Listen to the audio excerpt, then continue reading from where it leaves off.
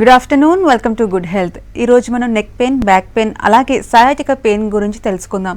వీటి సిమ్టమ్స్ ఏ విధంగా ఉంటాయి, అలాగే ఎటువంటి ట్రీట్మెంట్ అందుబాటులో ఉందో తెలియజేయడానికి మనతో పాటు పాజిటివ్ హోమియోపతి డాక్టర్ శ్రీనాథ్ గారు ఉన్నారు. వారిని అడిగి మరిన్ని విషయాలు తెలుసుకుందాం. Hello doctor. హలో. సో ఇప్పుడు సర్వైకల్ పెయిన్ అనేది చాలా కామన్ అయిపోయింది. సో సర్వైకల్ స్పాండిలైటిస్కి, జనరల్గా వచ్చే నెక్ పెయిన్కి డిఫరెన్సెస్ ఏంటి? రైట్. వెన్ను సమస్యల్ని ఈ స్పాండిలైటిస్ సమస్యలుగా చెప్పుకోవచ్చు. మెడ అలాగే నడుం భాగంలో కలిగేటువంటి నొప్పుల్ని సర్వైకల్ స్పాండిలైటిస్, అలాగే లంబార్ స్పాండిలైటిస్ అనే సమస్యగా చెప్పుకుంటాం. ఇవి చాలా వరకు సహజ అరుగుదల సమస్యలుగా చెప్పుకోవచ్చు. అంటే డీజనరేటివ్ జాయింట్ డిసీజ్ అంటారు. జనరల్గా అరుగుతూ కాస్త పెయిన్ఫుల్గా మారి దాంతోపాటు భుజాలు, వేళ్ల వరకు కంప్లీట్గా మొద్దుబారినట్టుగా, తిమ్మిర్లు రావడము, స్పర్శ జ్ఞానం కోల్పోవడం లాంటి లక్షణాలు ఎక్కువగా కనిపిస్తూ ఉంటాయి. ఈ లక్షణాలు దీర్ఘకాలికంగా అంటే సుమారుగా 3 నెలల కంటే ఎక్కువగా సఫర్ అవుతున్నట్లయితే దాన్ని సర్వైకల్ స్పాండిలైటిస్ సమస్యగా చెప్పుకోవచ్చు.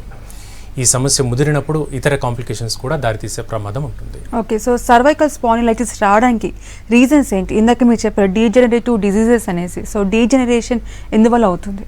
రైట్ అండి. సో డీజనరేషన్కి అధిక శ్రమ ప్రధానంగా చెప్పుకోవచ్చు. కంటిన్యూస్గా గంటల తరబడి కూర్చోవడం, కీబోర్డ్ పైన ఎక్కువగా ఆపరేట్ చేయడం లాంటి లక్షణాలు ప్రధానం కనిపిస్తుంది. ఇది కాకుండా ఎక్కువగా డ్రైవింగ్ చేసేటువంటి వ్యక్తులకు, అలాగే బరువులు మోసేటువంటి వ్యక్తులకు ఈ లక్షణాలు ఎక్కువ కనిపిస్తాయి. తల తిరగడం, వాంతి వచ్చినటువంటి లక్షణాలు, కొన్ని సందర్భాల్లో విపరీతమైనటువంటి హెడేక్, దాంతోపాటు మెడ నొప్పి, భుజాల వరకు పెయిన్ అనేది పాకుతూ ఉంటుంది. ఇది ముదిరినప్పుడు మాత్రమే మోచేయి నుంచి కంప్లీట్గా ఫింగర్స్ వరకు కూడా పెయిన్ అనేటువంటి లక్షణాన్ని చూస్తూ ఉంటాం. సో ఇది అజాగ్రత్త చేసినట్లయితే కంప్లీట్గా నెక్ అనేది ఇమ్మొబిలైజ్ అయ్యేటువంటి అవకాశాలు కూడా మనం చూస్తూ ఉంటాం. ఇది మెడ నుంచి కింది వరకు కూడా రేడియేట్ అవుతూ ఉంటుంది. సో సర్వైకల్ స్పాండిలైటిస్ అనేది one of the disc problem అని చెప్పారు. సో ఏ విధంగా డయాగ్నోసిస్ చేస్తారు? ఏ విధంగా డయాగ్నోసిస్ చేస్తే ఇది కన్ఫర్మ్ చేసుకోవచ్చు సర్వైకల్ స్పాండిలోసిస్ అనేసి? రైట్ అండి. సో ఈ వెన్నులో టోటల్గా ఉండేటువంటి ఎముకల సంఖ్య 33. ఈ 33 ఎముకల్ని వర్టిబ్రా అని చెప్తారు. సో ఈ వర్టిబ్రా ప్రతి ఎముక మధ్యలో ఉండేటువంటి డిస్క్ పదార్థం ఎప్పుడైతే ఆ జిగురు లాంటి ద్రవం కొద్దిగా తగ్గినట్లయితుందో, లేదా అక్కడ నుంచి పక్కకు జరిగినట్లు అంటే డిస్లొకేషన్, దీన్ని డిస్క్ ప్రొలాప్స్ అంటారు. ఈ లక్షణాలు ఎక్కువగా ఉన్నప్పుడు సిటీ కానీ ఎంఆర్ఐ స్కానింగ్ పరీక్షల్లో ఇది కంప్లీట్గా డయాగ్నోస్ అయ్యే అవకాశాలు చూస్తూ ఉంటాం. ఓకే, కాల్ తీసుకుందాము. హలో. హలో, నమస్తే అండి. హలో, ప్రాబ్లం చెప్పండి, డాక్టర్ గారు ఉన్నారు. చెప్పండి, మీ ప్రాబ్లం చెప్పండి సార్. సార్. ఓకే, మీ పేరు? నా పేరు పర్వతాలు సార్. మామూలు నుంచి మాట్లాడుతున్నారు. పర్వతాలు గారు చెప్పండి. టీవీ వాల్యూమ్ తగ్గించి మాట్లాడండి. చెప్పండి పర్వతాలు గారు. మెడ నొప్పి చెప్పండి సార్. లేదు, మీ సమస్య ఒకసారి క్లారిటీగా చెప్పండి. మెడ నొప్పితో పాటు ఏమేమి అవుతుంది చెప్పండి. మెడ నొప్పి బాగా, సార్ బాగా మెడ నొప్పి, అలాగే మెడ నొప్పి సార్. రైట్ అండి, రైట్. ఇంకేమైనా వేరే ప్రాబ్లమ్స్ ఉన్నాయా? రైట్ అండి పర్వతాలు గారు. సో క్లారిటీగా చెప్పుకోవడం వల్ల ఇది కొంతవరకు డిఫరెన్షియల్ డయాగ్నోసిస్గా చెప్పుకోవచ్చు. మెడ నొప్పి అలాగే తలనొప్పి అంటున్నారు. తల మరియు మెడ నొప్పి మిడిల్ ఏజ్ గ్రూప్లో సుమారుగా 40 ఏజ్ గ్రూప్ దాటిన తర్వాత ప్రధానంగా చెప్పించాల్సింది బీపీ పరీక్ష. బీపీ అన్కంట్రోలబుల్లో ఉన్నప్పుడు కూడా తలనొప్పి అలాగే మెడ నొప్పి లక్షణాలు కనిపిస్తూ ఉంటాయి. సో మీ ఏజ్ ఇంకా అసలు చెప్పలేదు. అరౌండ్ 40 ఉన్నట్లయితే మాత్రం ముందుగా బీపీ పరీక్ష ఒకసారి చేయించుకోండి. 130, 140 కంటే ఎక్కువగా ఉన్నట్లయితే ఈ మెడ నొప్పి అలాగే తలనొప్పి లక్షణాలు ఉంటాయి. ఈ కంప్లైంట్ లేనట్లయితే మీరు సపోర్టివ్గా హోమియోపతి మందులు వాడండి, మీకు తగ్గే అవకాశం ఉంటుంది. ఓకే, సో సర్వైకల్ స్పాండిలైసిస్కి సంబంధించి ట్రీట్మెంట్ ఏ విధంగా ఉంటుంది హోమియోపతిలో? రైట్ అండి. ఈ స్పాండిలైటిస్ లక్షణాలు చాలా వరకు బాగా ముదిరిన తర్వాతనే డాక్టర్ని అప్రోచ్ అవ్వడం చూస్తూ ఉంటాం. కొంతవరకు ఫిజియోథెరపీ లాంటివి చేయిస్తూ మందులు వాడుతూ తగ్గినప్పుడు తగ్గి ఆ తర్వాత మళ్ళీ వేధించే సమస్యల్లో ఈ స్పాండిలైటిస్ సమస్యను చెప్పుకోవచ్చు. ఇది ఒకసారి మొదలైనప్పటి నుంచి 3 months వరకు విపరీతమైన పెయిన్ఫుల్గా మారే ప్రమాదం ఉంటుంది. కొందరిలో జాయింట్ కూడా కంప్లీట్గా మూవ్ చేసేందుకు ఇబ్బంది, అలాగే చేయి కూడా కంప్లీట్గా పైకి ఎత్తేటువంటి ఇబ్బంది లాంటి లక్షణాలు కనిపిస్తూ ఉంటాయి. సో ఈ లక్షణాలు విపరీతంగా ఉన్నట్లయితే హోమియోపతిలో విటమిన్ డి, కాల్షియం లాంటి సపోర్టివ్ మెడిసిన్స్తో పాటు హోమియోపతి నానో టెక్నాలజీ మెడిసిన్తో వాడినట్లయితే ఈ సమస్యను పూర్తిగా తగ్గించే అవకాశాలు చాలా వరకు చూస్తాం. ఎలాంటి పెయిన్ కిల్లర్ మాత్రలు కాకుండా, సర్జరీ కూడా అవసరం లేకుండా హోమియోపతిలో దీన్ని శాశ్వతంగా తగ్గించే అవకాశాలు ఉంటాయి. ఓకే, నెక్స్ట్ కాల్ తీసుకుందాము. హలో. హలో. హలో, నమస్తే అండి. హలో. మీ ప్రాబ్లం చెప్పండి, డాక్టర్ గారు ఉన్నారు. హలో టీవీ వాళ్ళని తగ్గించి Hello. మాట్లాడండి. Hello hello. Hello okay, so చెప్పండి.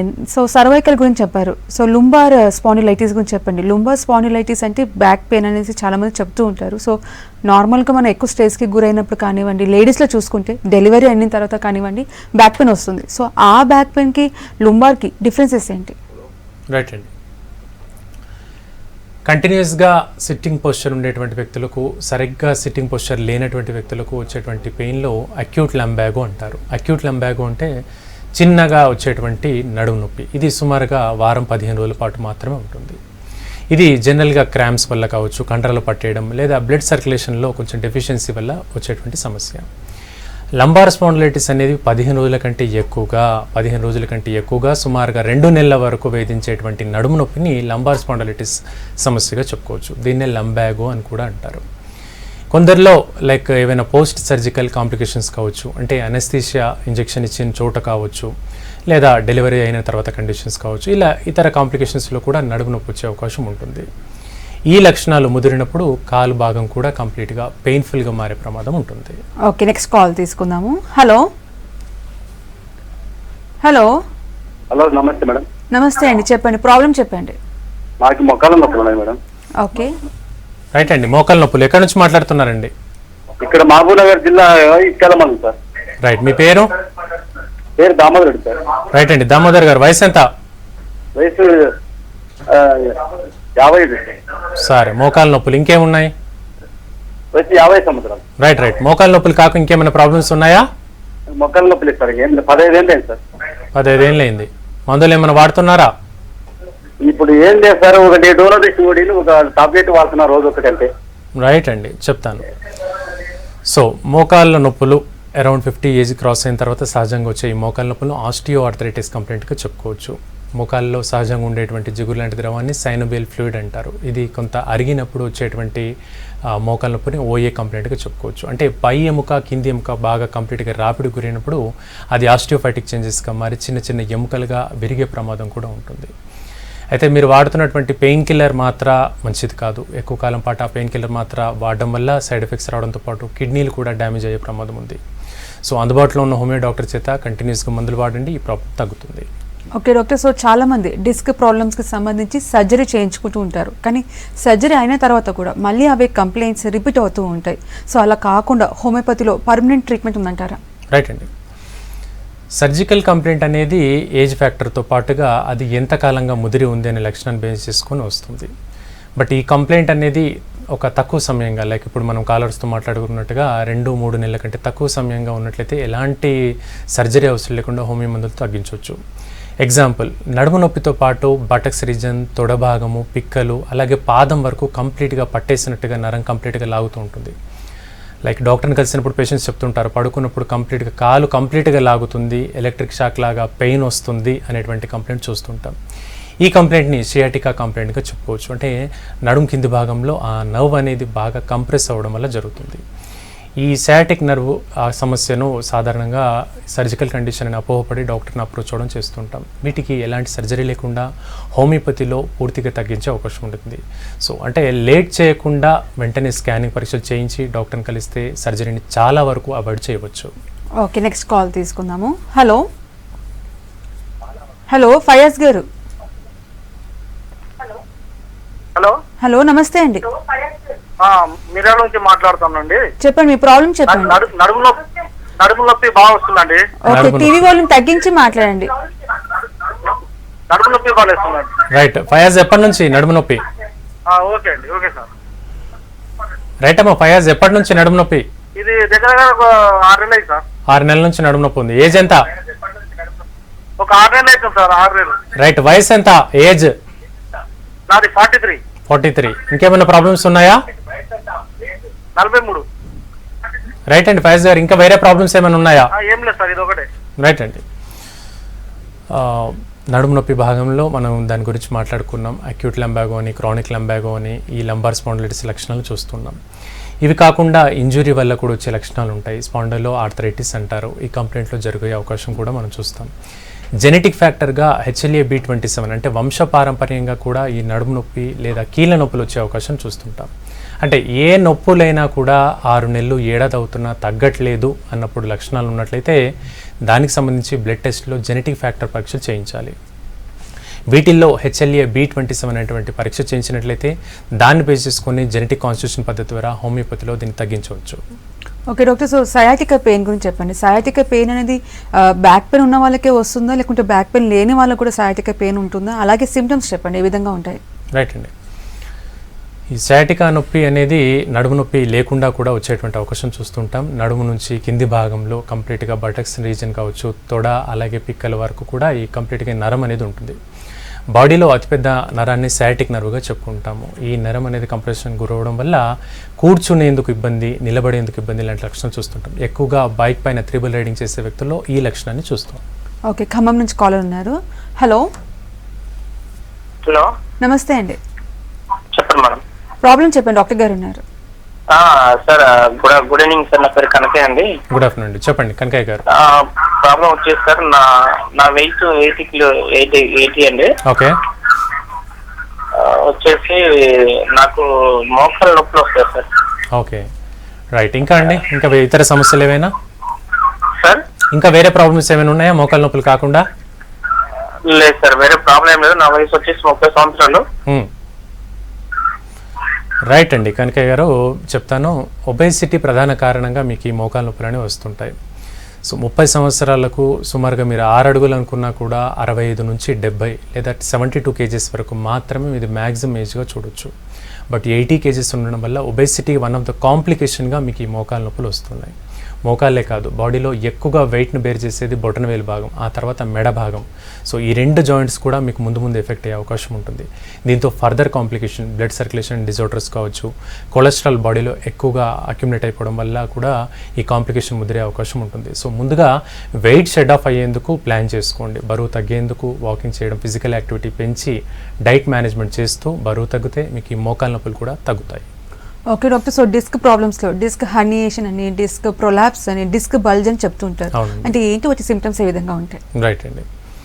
సో ఈ డిస్క్ కంప్లైంట్ గురించి చెప్పుకున్నాం. ప్రతి ఎముక మధ్య భాగంలో ఉండేటువంటి కుషన్, ఒక మెత్తటి పదార్థాన్ని డిస్క్ అనేటువంటి లక్షణంగా చెప్పుకున్నాం. మెడ నుంచి నడుం వరకు ఉండేటువంటి డిస్క్ ఈ 33 వర్టిబ్రా మధ్య భాగంలో ఉంటుంది.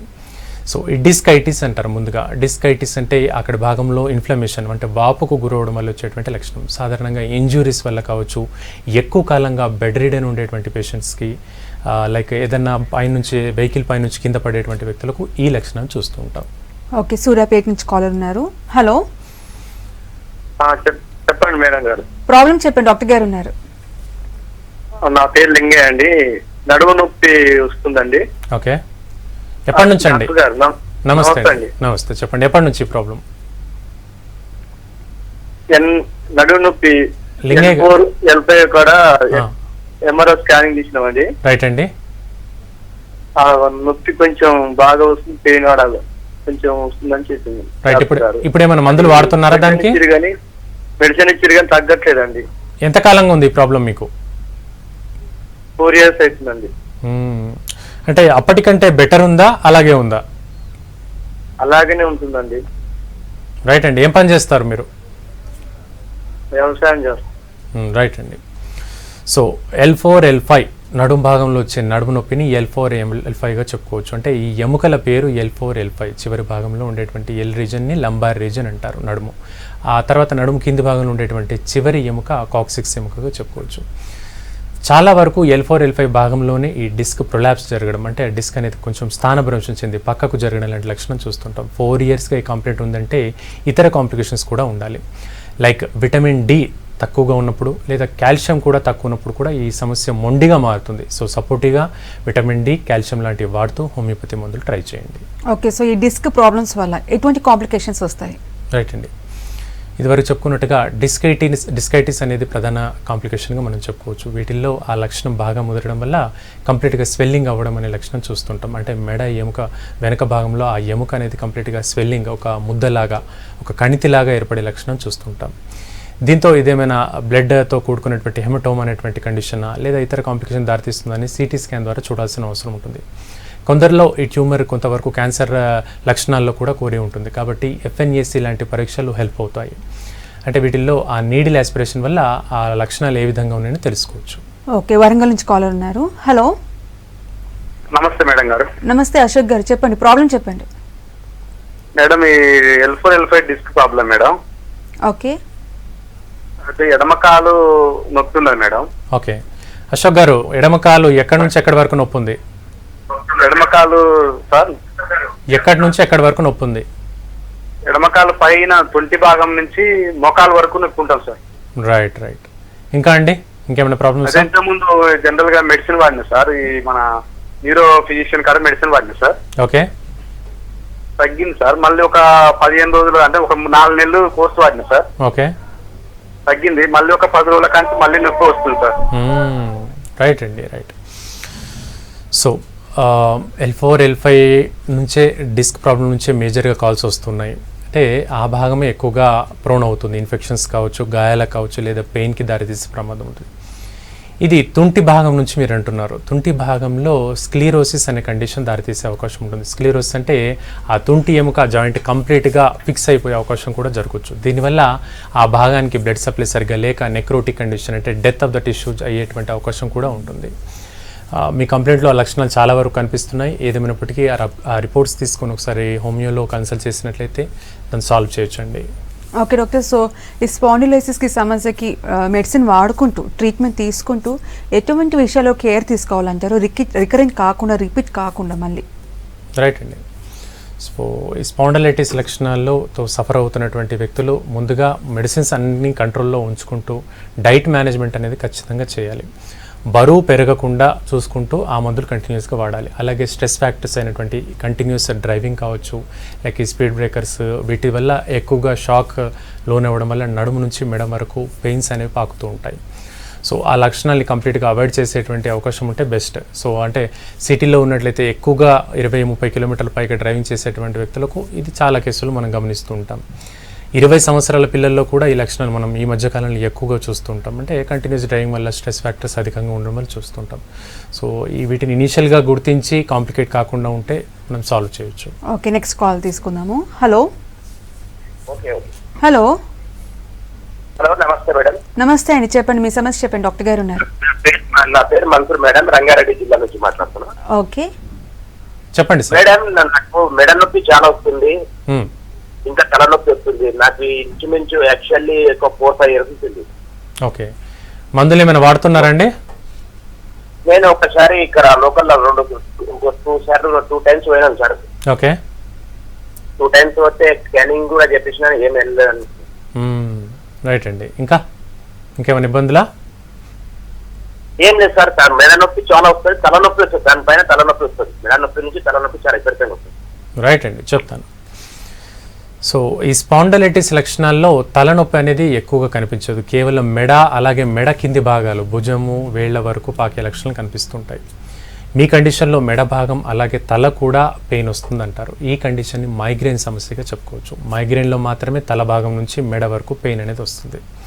మైగ్రేన్కి అనేక రకాలైన కారణాలు చెప్పుకోవచ్చు. బ్లడ్ సర్క్యులేషన్లో డెఫిషియన్సీ వల్ల, రక్తనాళాల్లో బ్లడ్ సర్క్యులేషన్ సరిగ్గా లేకపోవడం వల్ల, చిన్నపాటి క్లాట్ మెదడులో ఏర్పడడం వల్ల, ఎక్కువగా వెలుతురుకు ఎక్స్పోజ్ అవ్వడం వల్ల, అలాగే కొన్ని రకాల వాసనలు, సెంట్, పర్ఫ్యూమ్ లాంటివి పడకపోవడం వల్ల, వంశపారంపర్యంగా కూడా ఈ మైగ్రేన్ వచ్చే అవకాశం ఉంటుంది.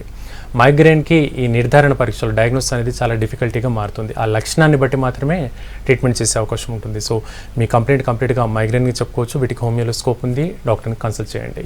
ఓకే డాక్టర్, ఇందాక మీరు చెప్పారు ఈ సర్వైకల్ స్పాండిలైటిస్ కానీ లంబార్ స్పాండిలైటిస్ కానీ ఎవరైతే ఎక్కువగా కూర్చుంటారో, లాంగ్ అవర్స్ సిట్టింగ్ పొజిషన్లో, లైక్ సాఫ్ట్వేర్ ప్రొఫెషనల్స్, డ్రైవర్స్, వాళ్ళకే ఎక్కువగా వస్తుంది అనేసి. సో ప్రొఫెషన్ని మనం మార్చుకోలేము.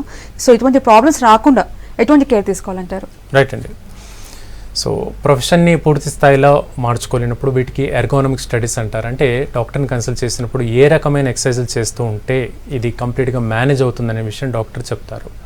లైక్ అది కంప్లీట్గా లైక్ పేషెంట్కి అతని కాన్స్టిట్యూషన్ని బట్టి చెప్పాల్సిన అవసరం ఉంటుంది. లైక్ బాడీ మూమెంట్స్ ఏవి చేసినట్లయితే బ్లడ్ సర్క్యులేషన్ బాగా ఉంటుంది అనేది ఎర్గోనమిక్ స్టడీస్. సో డాక్టర్ కన్సల్టేషన్తో మెడిసిన్ వాడుతూ ఆ డాక్టర్ సజెస్ట్ చేసినటువంటి చిన్నపాటి ఎక్సర్సైజ్ చేస్తే సరిపోతుంది. ఓకే, నల్గొండ నుంచి కాలర్ ఉన్నారు. హలో. హలో, నమస్తే మేడం. నమస్తే అండి గోపి గారు, చెప్పండి ప్రాబ్లం చెప్పండి. మేడం నా ఏజ్ 22 మేడం.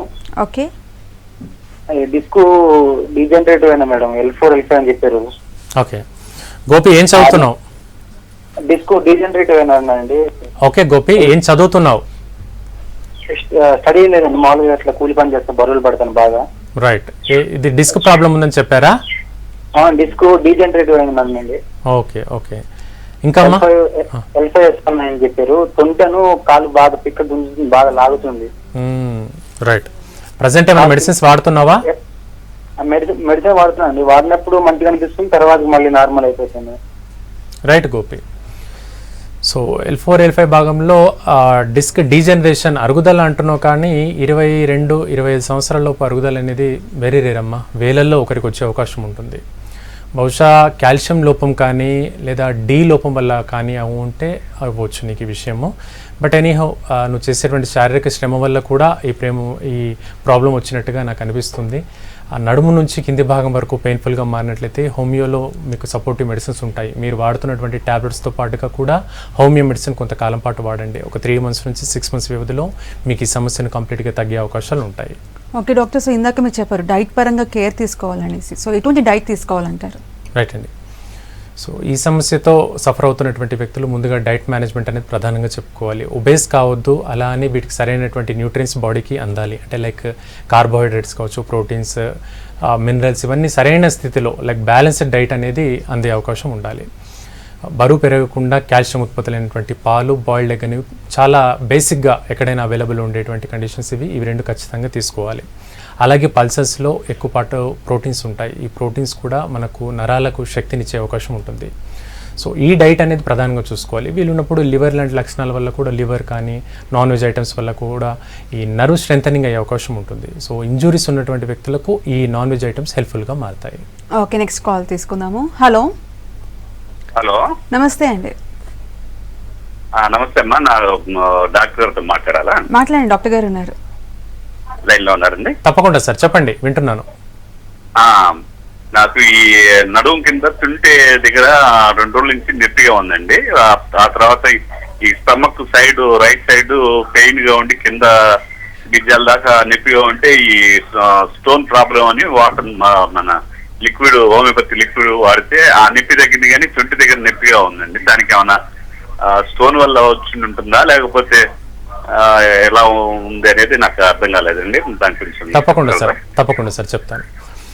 సో స్టోన్ వల్ల లక్షణాలు అంటే ఈ వెన్ను కాకుండా లెఫ్ట్ అలాగే రైట్ భాగాల్లో, వెన్ను కాకుండా వెన్నుకి ఇరుపక్కల ఉండేటువంటి ఆర్గన్సే కిడ్నీస్లో స్టోన్ ఉన్నప్పుడు మీరు చెప్పినట్టుగా బ్యాక్ నుంచి ముందు భాగంలో వరకు, అంటే పెల్విస్ భాగం అంటారు, బ్యాక్ నుంచి ముందు భాగం వరకు, అలాగే బీజాలు కావచ్చు, యూరిన్ పాస్ చేసేప్పుడు విపరీతంగా పెయిన్ కానీ, బర్నింగ్ సెన్సేషను, అలాగే యూరిన్ కూడా కొంత అఫెన్సివ్గా మారేటువంటి అవకాశాలు కిడ్నీ స్టోన్స్లో ఉంటాయి. సో ఈ లక్షణాలు మీకు లేనట్లయితే కిడ్నీ స్టోన్ అయ్యే అవకాశం లేదండి. అండ్ కిడ్నీ స్టోన్ ఉందా లేదా అనేందుకు USG abdomen, ultrasonography scanning abdomen చేయించినట్లయితే ఆ లక్షణం కంప్లీట్గా తెలుస్తుంది. ఇకపోతే ఆ నడుము నుంచి ముందు భాగంలో పెయిన్ అన్నారు, వీటిని ఫ్యూనికులైటిస్ అంటారు. అంటే చిన్నపాటి నరం ఇన్ఫెక్షన్ గురైనా కూడా ఈ లక్షణాలు కనిపిస్తాయి.